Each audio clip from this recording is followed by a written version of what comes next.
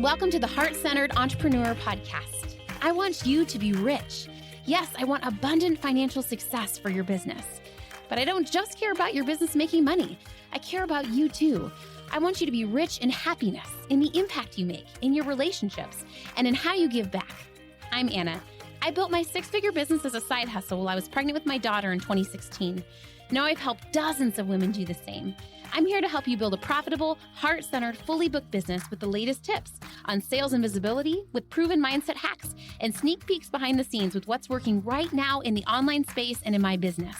Ready to make more money with heart? Let's go.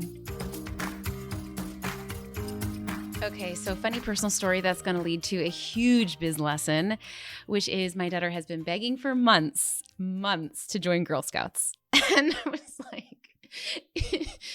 it's like a busy family. It's like when you hear one more thing, you're like, oh my Lord, why? We're already doing basketball. We're already doing a musical. We're already doing so many things. But anyway, she wore me down. So I said yes. So we went to first Girl Scout meeting. It was amazing. And the sweetest moms. I feel like I'm going to make some nice mom friends out of it. And right away, of course, we join right when they're selling Girl Scout cookies. I actually did Girl Scouts for a little bit when I was young. I just don't remember very much of it. But anyway, got set up, got the whole thing, and it was just a little stressful on the first day. There were some other situations stressing me out, and I just wasn't very patient and, kind of snapped at my kids. And of course, I apologized and repaired and made up for it. But I asked myself that night, like, why, what's going on, Anna, right? And I think so often when we do something or something doesn't go right in business or life, we're so judgmental that we forget to ask ourselves, okay, why? Why did that happen? Not because I'm a bad mom, but because obviously there was other factors, but another factor was I realized that I was taking on a lot of responsibility because in my mind, the goal of selling the Girl Scout cookies was to raise money for the troop. And sure, of course, I know you already know where I'm going with this. Of course, that's a goal, right? They're going to give back to an animal shelter, and also they want to do some trips and camping and stuff. Yes, it is a fundraiser for girls, but Anna, what else is it? It's a learning moment. It's trying to teach them entrepreneurship, right? And I realized oh my gosh, we literally went door to door in our neighborhood and she's knocking on doors and she's saying, would you like to buy my cookies? And some people are saying no to her. And she's like, okay. And then she goes to the next house, right? Wow, she's practicing rejection from an early age, right? She made a little video and she's like, Mom, can you put this on your personal Facebook? So she put on my personal Facebook, hello, my name is so-and-so and I'm selling cookies. And she's practicing visibility, right? Wow, she's receiving money and she's getting people changed and she's figuring out electronic payments with the app that they show her how to use. And having conversations about understanding her product and understanding the customer and okay, Anna, oh my God. I think I was taking on so much ownership that I was actually taking away from her learning. And so I sat down and was like, I'm so sorry, mommy's been snappy. And I think part of it is because I'm not letting you run your business. And so since then, everything's gone so much smoother. She even has her own notepad where she's taking notes. And, when a customer orders more than one box, she'll give them a set of stickers. And then one of our neighbors across the street ordered a ton of boxes. So she wrote them a thank you note. Wow, all these principles. And I was not only getting in the way of her learning, but it was also making me miserable. And the reason I say this is because I correct my clients all the time on this very thing. And yet I was doing it in a different way, right? And that is when we are coaching our clients, when we are strategizing, when we are consulting our clients, especially if we're new to coaching or I see this from my clients that move from a done for you business to a coaching business, or switch from one niche to the next.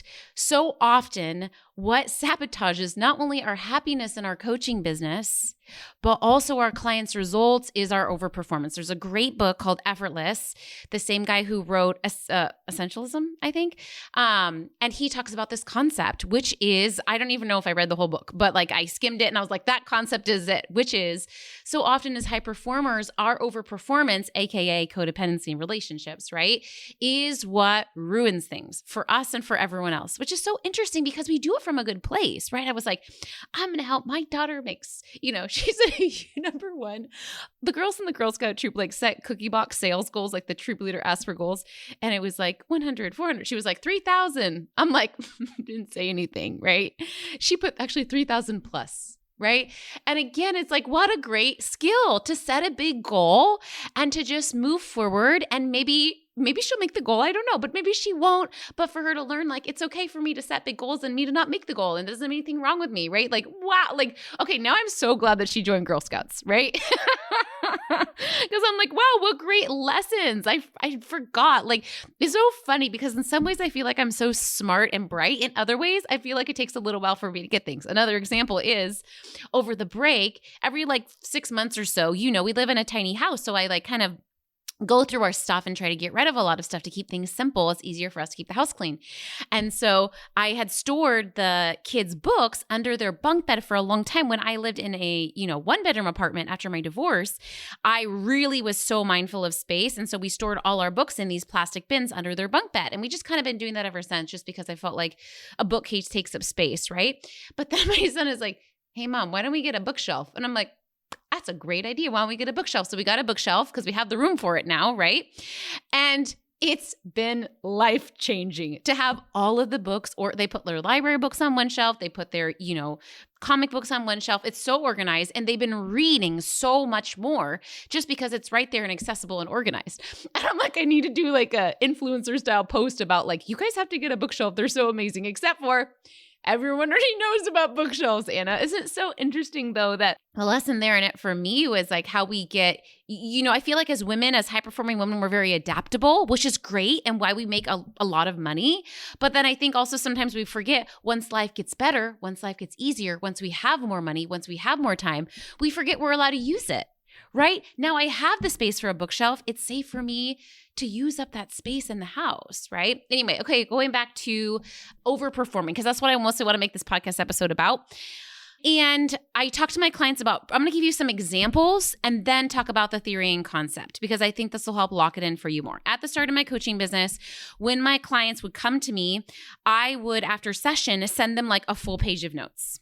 Yes. Log this away, and things actually Anna did that were a little wild in the beginning of my business, right? And of course, it's from a good place. What heart is that coming from? The heart is coming from, I want you to get the most from this session. You're paying me to coach you, and I really want you to get the most out of it, and I really want you to get results. That's the heart, right? That's the behavior. But what ends up happening is, oh, Anna's going to take notes, so I don't need to take notes, right? Not just physically, but mentally. Right? Because what happens when we write something down in our brain, we're already starting to process it. It's why in paper journaling, science shows that it's so effective, because we're actually connecting our brain with our hand and we're writing, right? So what happens when the client take notes is they're having to process like, ooh, it's important to write this down. Oh, this is important for me to do. Right? It's already starting their action when they're like, ooh, I need to post on social media twice this week. Post on social media twice this week, right? Then what happens? They write that down on a piece of paper and it's on their desk. Then they're going to see it and then they're going to do the action, right? Another example, and again, I have so many practical examples, even for like sales and visibility. But right now, let's talk about client care just to keep it a little more streamlined, right? Another one is like ending sessions on time. Why don't we end? A lot of times when we do things like this, we're so hard on ourselves. We're like, oh, I don't end sessions on time, and I'm a horrible coach, and I can't even hold a boundary, and I'm so weak, and blah.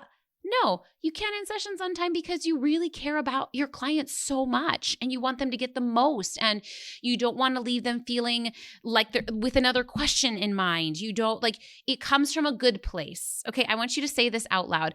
The mistakes that I'm making in my business, that I'm the hardest on myself for, I can promise you it's coming from a good place and it makes sense. And it's coming from a heart-centered place, right? There is no bad bone in you. I know that because you're listening to the podcast, and you wouldn't be listening to this podcast if you wanted like make $1 million overnight and scam people. Like, that's just not the vibe, right? We talk about like slow, lasting success, real money. So I just want you to sink into like that thing you're judging yourself for, whether you're sabotaging yourself and you're not doing the sales accents that you should, you're not getting visible like you should, maybe client care feels wonky. I promise you there's a good reason. And when you start getting curious about the reason, instead of beating yourself up, that's where we can make progress. So affirm, I'm going to start being kind to myself this week. I'm going to start getting curious about why I'm doing this, right? Okay, I'm trying to give good customer service, so I'm going over in session. However, I'm realizing that going over in session is actually bad customer service because I'm not holding that container. So my client won't know, ooh, will she let me go over? Won't she let me go over, right? Like, and of course, like for me, I say my one-on-one sessions are 45 minutes, but I block off to the hour. So you can always have like a built-in thing as long as you're consistent with that, right? If you're going to break your rules, like break them consistently is what I would say, if that makes sense. But in general, just really realizing like it's safe for you to hold the container, and that actually is of highest service to your clients, because then they're going to figure out how to be really productive in the session. They're going to be like, ooh, I only got 45 minutes, so I better get to work. Instead of, oh, she always lets me go to 90 minutes so I can take my time. And still being able to say, like, let someone does bring up a question at the very end of session, you can still say, oh my God, that's a great question. Let's bookmark that for next time. Or, hey, that's a great question. Let's chat about that in Slack in between session support. I'm going to get to that, right?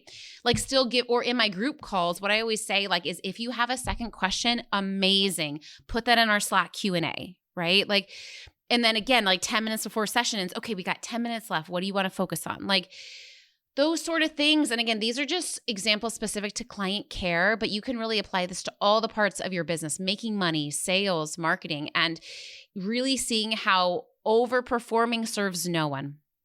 Okay. And it especially does not serve you. It's exhausting you. You're burning out. You're getting resentful. Almost always when I have a client and they're getting bitter and resentful or burnt out at a team member or client, it's often their fault. Not, and I want to say this carefully, right? Because I think, again, then you're like, oh, I have more to own. Not that. It's that you're owning too much. And then you're not telling the team member, hey, it actually would be really helpful if you do it in this other way. And then they're able to say like, yes, awesome, or no, we're not a fit to work with each other, right? So often our discomfort with other people's negative emotions, right, really holds us back from just being kind, calm, direct. And I just really want to encourage you of this is to this month, right, set an intention to step into that powerful self of it's safe for me to stop overperforming. And in so doing, make a lot more money a lot easier. Right? It's safe for me when I have an open spot on my client list, yes, to show up with value, but if you're already doing that 24/7, to just send an email to your audience that's just selling to them. Right? You're like, oh, my audience doesn't ever buy, blah, blah, blah. Do they know how many spaces are open? Have you told them directly? Have you really told them like how amazing your work is? Have you made it sexy? Have you built a wait list? Like, you know what I mean? Like that's another way of overperforming is like, oh, I don't want to be spammy. So I'm not going to sell on this discovery call. I'm not going to get to their objections. Oh, I'm so mad that none of the calls are closing, right? Or, you know, no one from my list is buying, but also I feel guilty about sending them a sales Like there's so much that we can do as heart-centered women.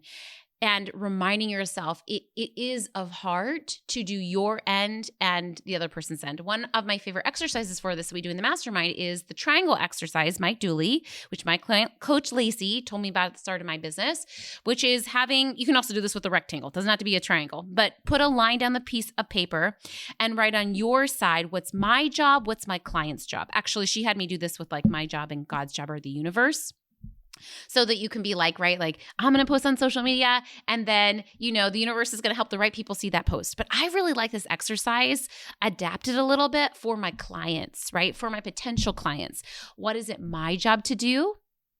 My job is to show up, to coach. Their job is to take notes and to get action, right? Like I have so many of my clients do this because I find that like, honestly, the overperforming is a big part of what holds us back from enjoying our life, from enjoying our business, from making money, and from our clients getting results too. I would love for you, if you want a challenge, to email me. I will reply directly. You know, I check my email, or my team does, but they will ping me in Basecamp and I will go in and reply. And that is to write down 3 things that you want to do practically to stop overperforming. I laid some examples for you, right? For example, I am going to sell directly to my list. That's a way to stop overperforming, right?